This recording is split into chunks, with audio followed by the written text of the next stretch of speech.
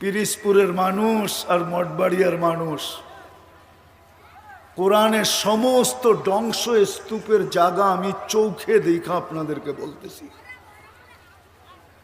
আপনারা তো শুনছেন, আমার মতো দেখেন নাই। কওমে আদ শুনছেন, ওর মাথার খুলি দেখেন না আপনি। এখনো রাখা আছে 6 ফিটের, একজন এইদিকে দাঁড়াবে, একজন এইদিকে দাঁড়াবে, খুলির উপর দিয়ে একজন আরেকজনকে পরিপূর্ণ দেখবে না। এখনো মাথার ডাচা রাখা আছে, মাথার খুলি এখনো রাখা আছে। আমার কাছ থেকে অ্যাড্রেস নেওয়া যান, দেখা আসেন, তাইলে বিবেকের পর্দা খুলবে। তো যেটা বুঝাইতেছিলাম, খোদার ওয়াস্তে শিখতে হবে। আর আমাদের দেশে শিখা সহজ সহজ সহজ, আমাদের দেশের মতো সহজ কোথাও নাই। যদিও আমার সমাজ বলে, আঙ্গুল উঠায় যে হুজুররা দান্দা করে, এই জন্য যেই কোনো গ্রামেই দেখেন 2-4টা মক্তব খুলা, কোরআনী মক্তব খুলা বয়া পড়ে। আচ্ছা বলেন, যেই মাদ্রাসার বাজার কমিটির পক্ষে আয়োজন, ওই মাদ্রাসার হুজুরের বেতন কত? 10,000 12,000, ঠিক না? আপনাদের বাবুরহাটে যে অটো চালায়, ও কয় টাকা কামায় ডেলি? মাসে কত? হ্যাঁ, তাহলে অটোওয়ালারে দান্দাবাজ কন না, দান্দাবাজ কনই হুজুর রে, যে 12,000 টাকা বেতন পায়া, 10,000 বেতন পায়া আপনার ছেলে পেলেকে পড়াইতেছে, এরে বলতেছেন দান্দা করে। আমার সমাজের লোক বলে না, বলে না, হুজুররা যেই কোনো জায়গায় মাদ্রাসা খুলে দান্দা শুরু করে। বলেন এই সময় অটো চালাইলে 30,000 কামানো যায়, আর ও 10,000 পায়া পড়া আছে, ওরে কলেন দান্দাবাজ। এটাই কি আপনার শিক্ষা? এটাই কি আপনার দীক্ষা? এটাই কি আপনার বিবেক? এটাই কি বুদ্ধি? যদি 50,000 বেতন হইতো তাহলে আমি মানতাম দান্দা করে। 1 লাখ বেতন হইলে আমি মানতাম দান্দা করে।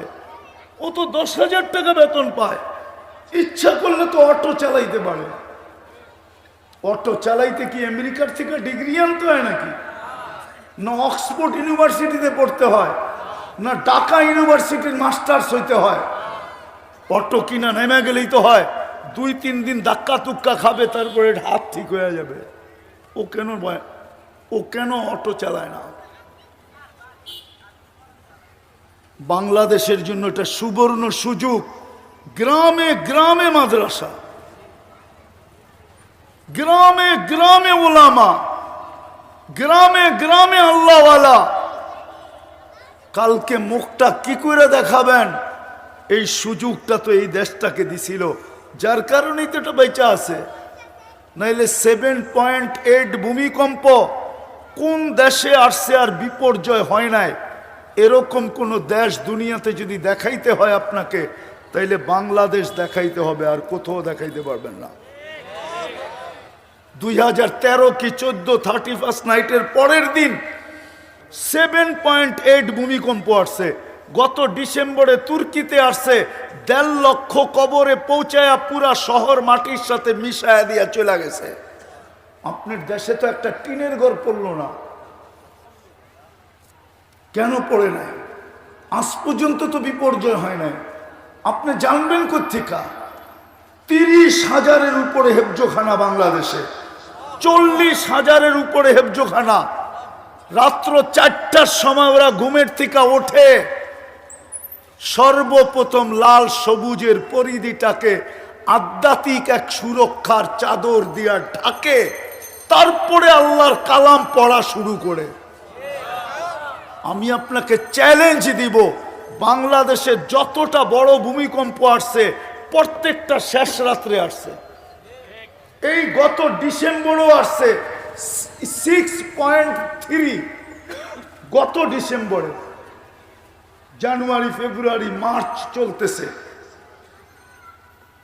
6.3 আসছে বাংলাদেশে, শেষ রাত্রে আসছে। শেষ রাত্রে 7.8 শেষ রাত্রে আসছে। বড় যতগুলা ভূমিকম্প ছিল শেষ রাত্রে আসছে। যতগুলা বড় সিগন্যাল ছিল 10 10 10 নম্বর মহাবিপদ সংকেত, সবগুলা শেষ রাত্রে আঘাত আনছে। কি বুলবুল শেষ রাত্রে আঘাত আনে নাই? ওই দিন তো আমি পাথরঘাটা ছিলাম, ওই দিন তো আমি পাথরঘাটা ছিলাম। কয়েকদিন আগে যে আসছিল মুখা, ওইটাও তো শেষ রাত্রে আসছে। কেন বাংলাদেশেরটা কেন শেষ রাত্রে আসে? কেননা আল্লাহ বলে আগে 40,000 মাদ্রাসার হেফজোখানার ছেলেরা লাল সবুজের পরিধিটাকে আধ্যাত্মিক সুরক্ষার চাদরে পেঁচায় নে, তারপরে তোরা যাবি। বল যেরকম দেওয়ালে মারলে ডাইনে বামে স্লিপ করে চলে যায় অথবা পিছের দিকে ফিরে আসে, দেওয়ালকে ভেদও করতে পারে না আর বিপর্যয় ঘটাইতে পারে না। বিদায় তোরা বাংলাদেশে যা, তাতে আমার আপত্তি নাই, কিন্তু শেষ রাত্রে যাবি যাতে লাল সবুজের পরিধিটাকে 40,000 হেফজোখানার ছেলেরা আধ্যাত্মিক সুরক্ষার চাদর দিয়ে পেঁচায় দিতে পারে।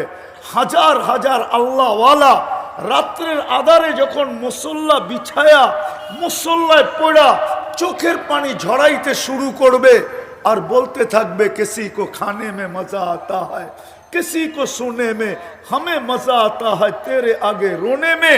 এরা যখন কান্নায় লাগবে তখন তোমরা যাবে।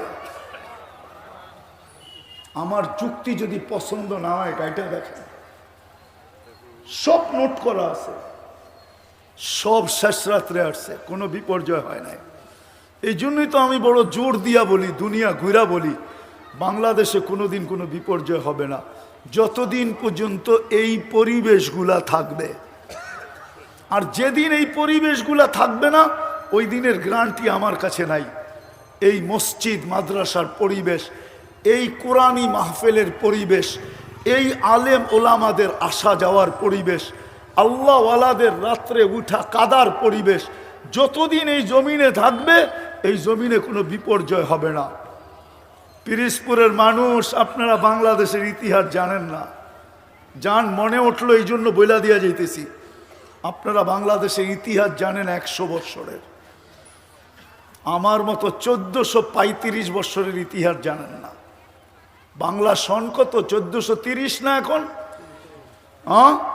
1430 বৎসরের ইতিহাস আপনারা জানেন না। আল্লাহর রসুল হিজরত করেন নাই, তখন বাংলাদেশে 4 সাহাবী আসছে, 4 সাহাবী। বাংলাদেশের মানুষ সাহাবীদেরকে দেখা মুসলমান হয়েছে। বাংলাদেশের ইসলামের ইতিহাস আর মদিনার ইসলামের ইতিহাস বিলকুল কাছাকাছি। ওই 4 সাহাবীর নাম বলতেছি আমি, আবু ওয়াক্কাস, ওহাব ইবনে মালিক, কাসেম ইবনে হুযাইফা, উরওয়া ইবনে সাসা। 2 জন এইখান থেকে চীনে গেছেন, দুজনের কবর চীনে চিহ্নিত আছে। ওহাব ইবনে মালিক রাদিয়াল্লাহু তাআলা আনহুর কবর মঙ্গোলিয়ার বর্ডারে, আবু ওয়াক্কাস রাদিয়াল্লাহু তাআলা আনহুর কবর চীনের গুয়ানজুতে, আর 2 জনের কবর এই বাংলাদেশের মাটির নিচে এখনো আছে। কিন্তু কোথায় আছে এটা আমি জানি না, কিন্তু আছে এটা 100%। ইতিহাস এটাই বলে। কাসেম ইবনে হুযাইফা, উরওয়া ইবনে সাসা, এই 2 জনের কবর বাংলাদেশের মাটির নিচে। আপনি এই মাটি চিনেন না, আপনি 100 বৎসর ধরে মাটি চিনেন, আমি 1430 বৎসর ধরে এই মাটি চিনি। এই মাটির ইতিহাস আমার চেয়ে ভালো আপনি জানেন না। বিদায় এই মাটি যতদিন এই পরিবেশ থাকবে অতদিন কোনোদিন বিপর্যয় হবে না। এটা আমার বিতর্গত বিশ্বাস। হয় না, হবে না, হইলে করুণাই হইতো। করুণায় যখন হয় না, কোনো বিপর্যয় হবে না এই দেশ। যতই দুনিয়া চিৎকার দেখ, এটা হইব, ওটা হইব, এই হইব, সেই হইব, কিন্তু যতদিন এই পরিবেশ থাকবে কিচ্ছু হবে না, আমার বিশ্বাস। বিদা আপনাদের কাছে ফাজ্জর দরখাস্ত, আসেন এই পরিবেশগুলোকে আমরা ধরে রাখি। যত ধরে রাখবেন তত বেশি আমরা দীর্ঘায়ু হব, তত বেশি বিপর্যয়ের থেকে আমরা বাঁচব। আর যদি তা না হয় তাহলে পরিবেশগুলো একদিন গুটায়া যাবে। আমি চিনি, আমি চোখে দেখা চিনি। ইমাম বুখারীর 50,000 ছাত্র বসতে পারে, ওই ক্লাসরুম এখনো জাদুঘর হিসাবে রাখা আছে। আমি চোখে দেখা বলতেছি, চোখে দেখা। 50,000 ছাত্র বসতে পারে এখনো, ওই ক্লাসরুম রাখা আছে। এরকম ঐতিহ্য থাকবে, বিনষ্ট হয়ে যাবে। পায়ে হাত দিয়া বলি, আর কোনোদিন বিনষ্ট করব না, ধরে রাখবো। বরং আলেম ওলামার কাছ থেকে শিখবো। শিখবেন? হ্যাঁ। আর আজকে থেকে নামাজ কখনো ছাড়বো পাক্কা।